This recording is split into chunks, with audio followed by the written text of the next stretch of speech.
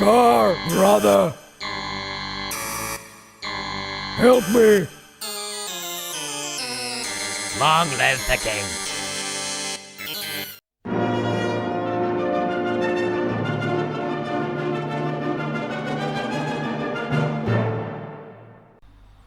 Hey everyone, I'm Riccato, and I'm really sorry if you can hear a fan, but there are about 35 degrees and the air conditioning is not working. I hope it doesn't bother you too much. How are you doing?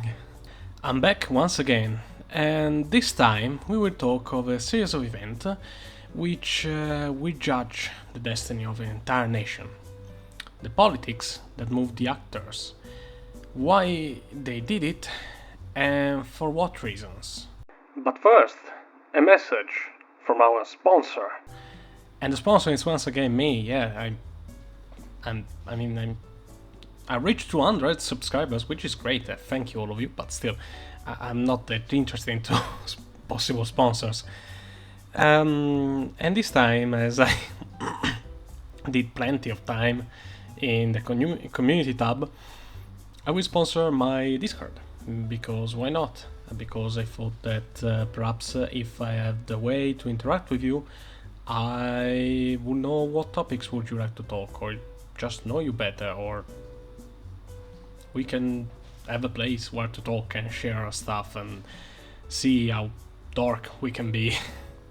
You can ask me for help with your history homeworks, even though I have no preparation for that. But still, back to the video. We are going to talk about Italy, and more specifically the participation of Italy within the Triple Alliance, why Italy left it and rather joined the Entente. So let's go and learn together why Italy joined the Triple Alliance to then switch to the Entente.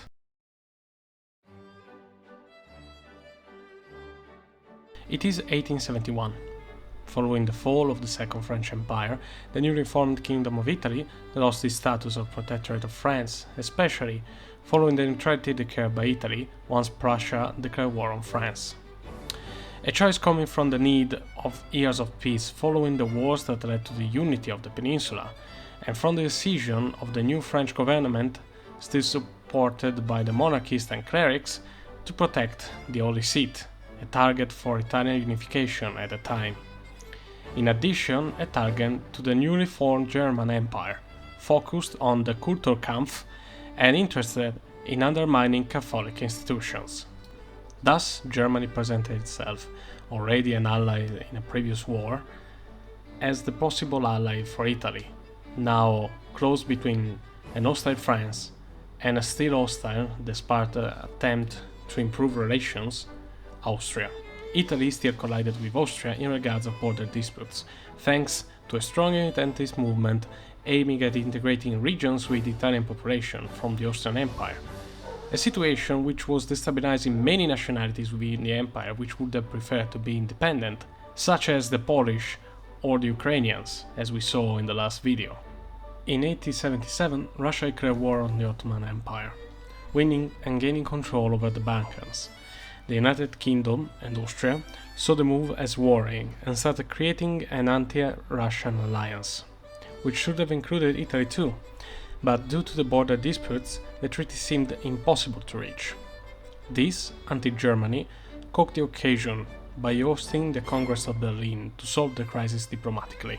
During the Congress, Germany organized prizes for most nations, but offered Tunisia to France and Italy at the same time, in order to push Italy into an anti-France alliance. Italy, attempting to maintain neutrality, refused the offer, but this went against the wishes of the Italian middle class, which had spent years building up investments in the country for a future protectorate. In 1882, Italy, driven by the disputes with France, signed the Triple Alliance. Italy had since the early 70s aimed to get an alliance with Germany, and this was the opportunity, despite having to swallow the bitter bite of an alliance with Austria. The alliance represented protection from internal and external threats, but he also signed the abandoning or the attenuation from the Italian government of that principle of nationality which has sustained and justified the Risorgimento movement, and more generally that of those people aspiring to the independence and liberation from absolutist regimes. It was, in substance, the choice of order and maintenance of political and social status quo, within a hypothetical social revolution that had always bothered the dreams of the owner classes in Italy. The treaty was a defensive pact, which ensured that Italy would be defended in case of French aggression and forced Italy itself to intervene in case of a non-provoked French attack on Germany, but also in case of a non-provoked French or Russian aggression against Austria. The treaty guaranteed that those who signed granted each other's neutrality in the case of one of the three powers forced to enter a war against another power. Furthermore, the treaty required the participation to not join an alliance directed against the other participants and the obligation to not sign separated peace treaties if the powers were fighting on the same side. By Italian demands, it was excluded that the alliance could be directed against England, to confirm the traditional ties of friendship with the country, but also for the threat that the mighty British Navy might have posed to Italian coastal cities. The treaties were signed for a 15 years period and was supposed to remain secret, but soon it was made public, growing the hostilities between Italy and France.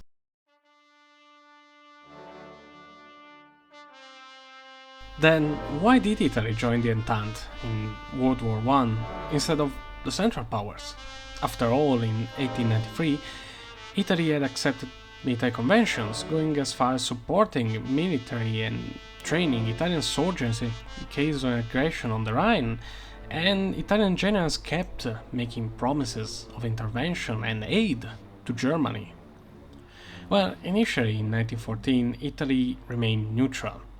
In fact, at the beginning of the crisis, Italy was completely left unheard by its two allies and sidelined in a diplomatic attempt, being left in front of an already predetermined plan of action. Well, the alliance itself did not live an happy life. While Italy and Germany recognized each other as a new nation-state who fought for their independence, Austria was an ancient multinational empire.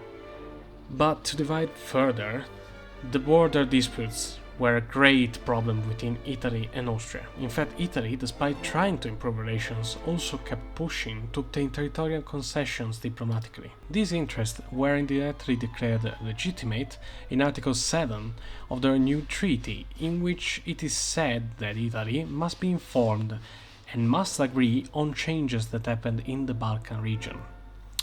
To this, it is formulated a concept of compensation, in which one of the power have a right to, in the case of a partner gaining territorial advantage or other form of influence in the area, to some compensation.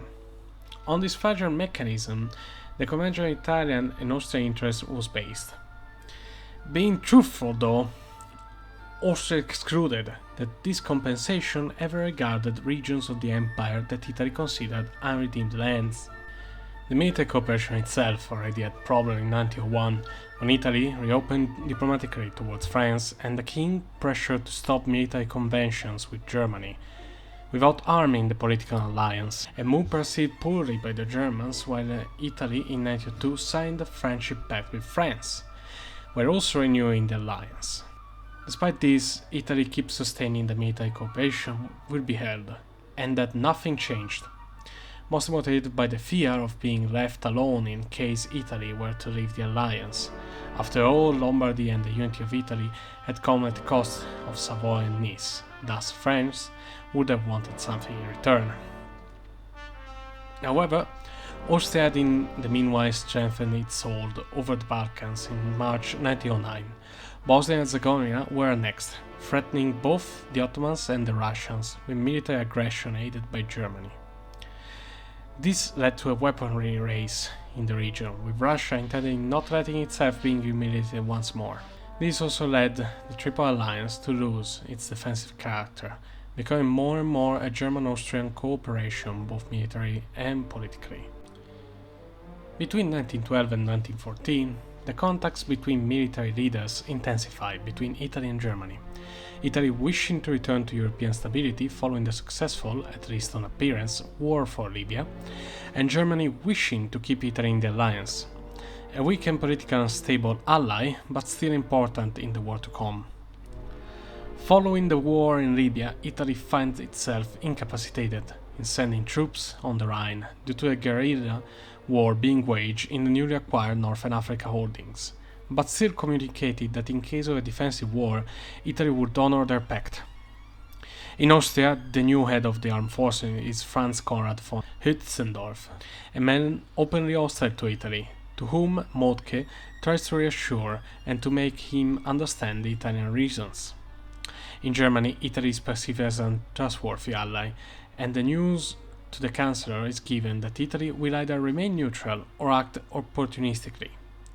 Moltke writes to Chancellor Bethmann, "We have to expect that we won't be able to count on a commitment without reservation," and brought to the extreme from the Italian military forces. Italy will act with caution and will dilate, and wait how events unfolds over the Alps, to then retreat without major losses in case one of the two allies was to be overthrown. Despite the Italian High Command seeming to actually want to cooperate and following through with plans, with various sharing of plans and strategies between officers and units, as well as continual assurance of Italian troops being sent to reinforce the Rhine all the way to 1913, in February 1914, the head of the Italian military, General Alberto Pollio, even invite the German to start the war in advance, even before any provocation, in order to break any French possibility. He in fact writes to Moltke, "Wouldn't it be more logical for the Triple Alliance to get rid of any false humanitarian sentiment and start in advance a war that will be imposed onto us? Therefore, I ask myself, in complete tune with your great King Frederick, when in 1756 broke the iron circle of their adversaries, why don't we start now this inevitable war?" My friends, I like war. No? Friends, I love war. However, the situation outside and inside of Italy is well known. Despite the word of the High Command, the Italian politics are divided on what is going on. Walter C. writes on the 18th of March 1914 to Moltke, "Italy is in development phase, where it suffers still of the badly digested bite of the Cyrenaica. The financial situation is extremely tense. For the army very little can happen. Under many aspects it is still under very infantile phase. The excellent head of command is a great mind, a man who can be trusted. Nevertheless, until when will his influence last? The king is dependent on his government, parliament. France has many influential friends. To these, the particular situation on the Adriatic is added. The latent contrast with Austria, the new Italy, until now has always made its own affairs with somebody else's victories. And the situation had been noticed prior to 1901. Following the end of the Crispi government, Visconti Venosta becomes the new Italian Prime Minister.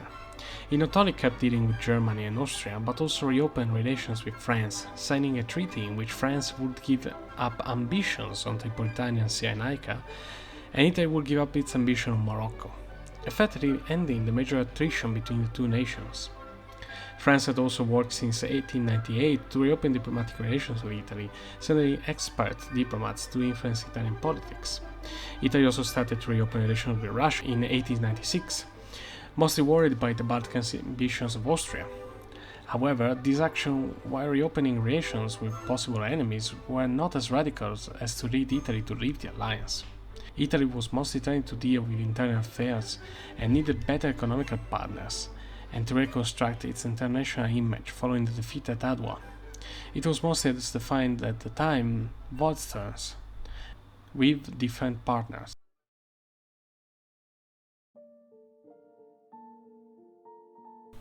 The true change of direction in Italian politics came in 1902.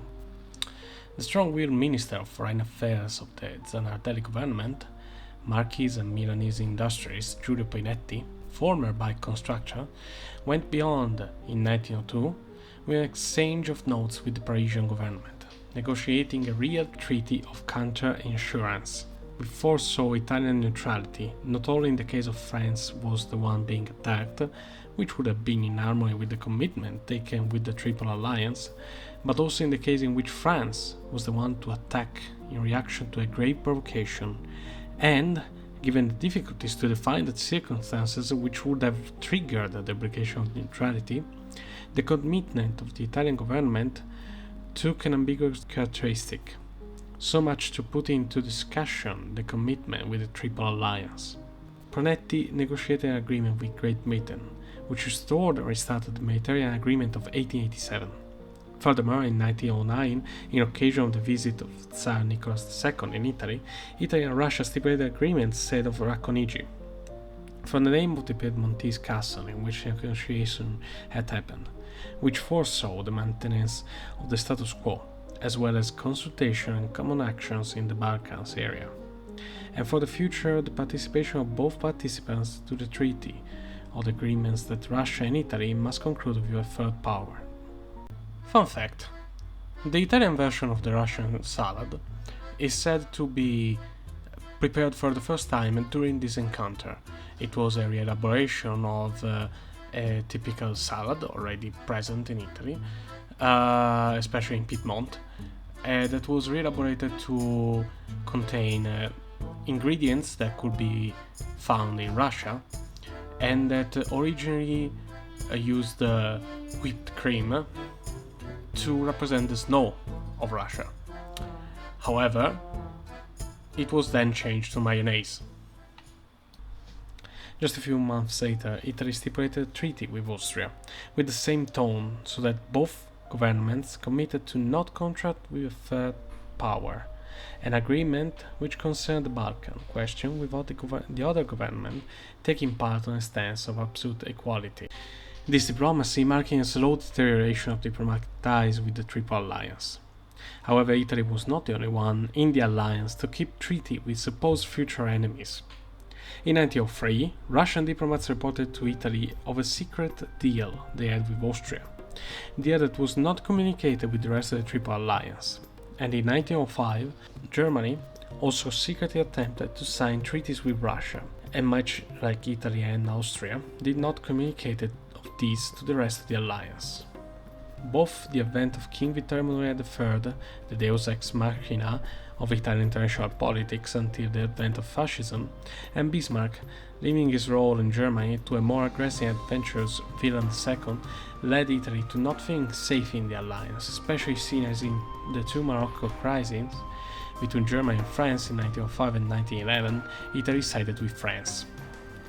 Relations with Austria also worsened, with Italy still supporting, even if not officially, irredentist movements, especially with the 1903 incident between Italy and Austria in Innsbruck, where Italian and Austrian students clashed for a faculty of Italian law initially announced and then closed. In 1909, an article published by a Viennese newspaper published an excerpt of an interview with General Franz Conrad von Oetzendorf, commenting on the tragic earthquake which hit the Italian city of Messina in 1908, proposing a preemptive attack against Italy to seize the occasion. Nevertheless, as mentioned before, the worst offender was the 1909 annexation of Bosnia and Herzegovina into the Austro-Hungarian Empire.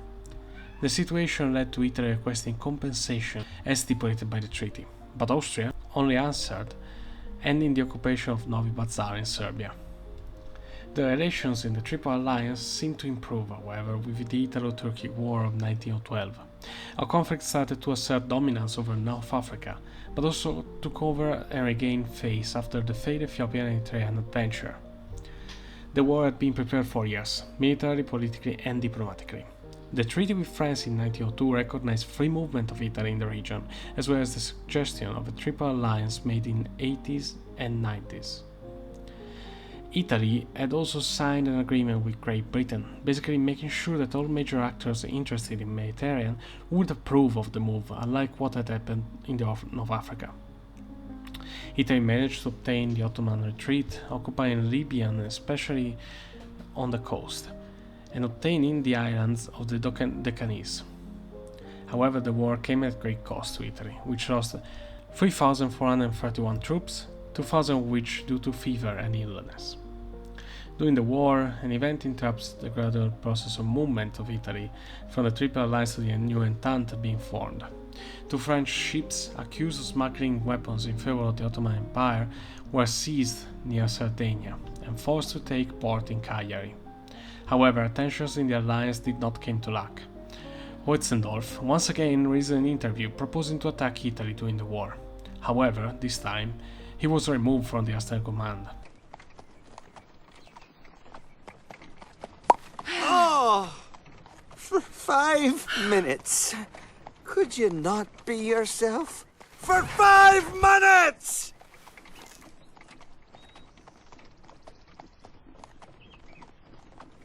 Ah! With renewed friendship in the Triple Alliance was renewed in 1912, 2 years in advance.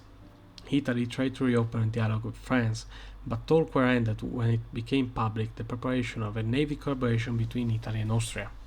However, already between 1913 and 1914, talks with the powers of the newly formed Entente started.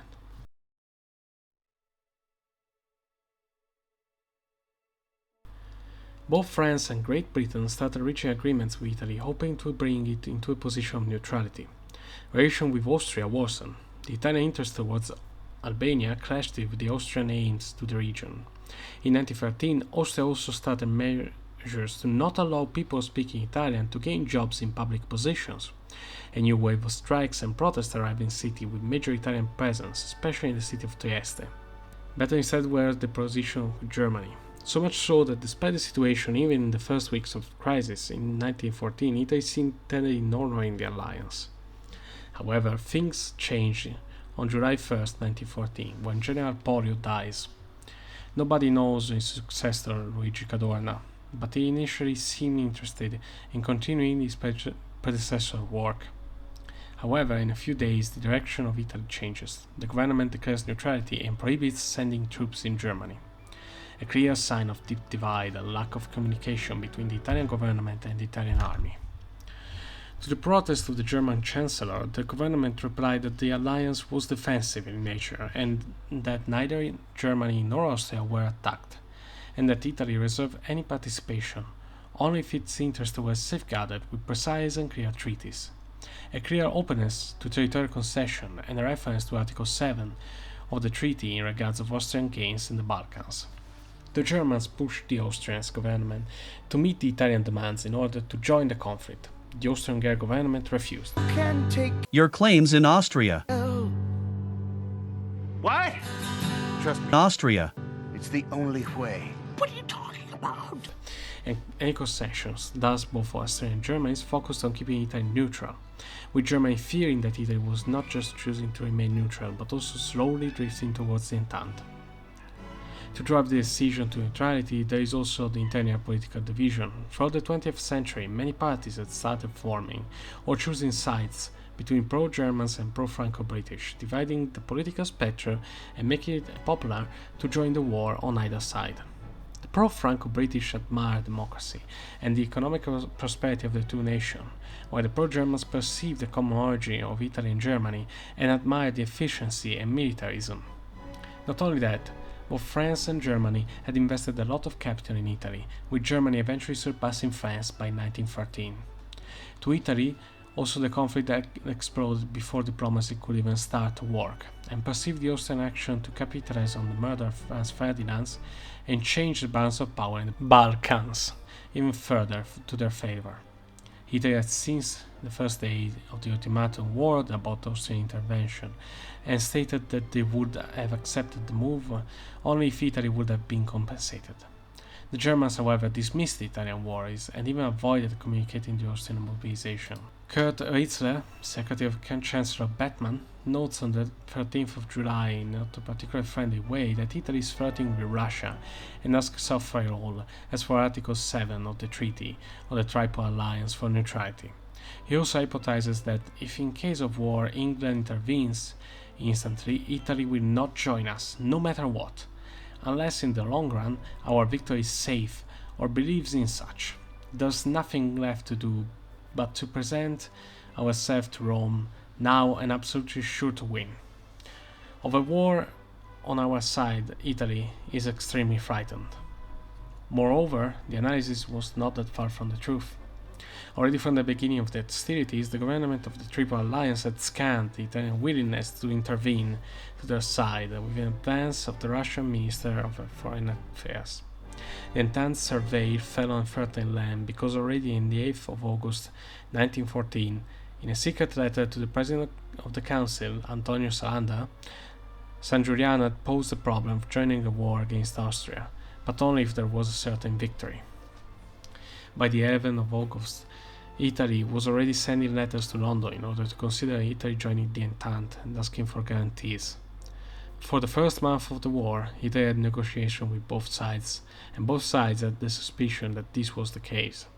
However, while the Entente was focused on having Italy join the conflict as soon as possible, the Triple Alliance waited, with Austria never providing clear answers, and with vague replies to the Italian requests. In 10 months, August 1914 to May 1915, Austria makes 4 proposals, with only the last 2 providing territorial concession to Italy, and the last one offered 2 weeks following the Italian war declaration. The guarantees provided to Italy, as well as the resources and the promises of the Entente, finally convinced the government, also pushed by many interventionist parties from all groups and parties to join the war in 1915.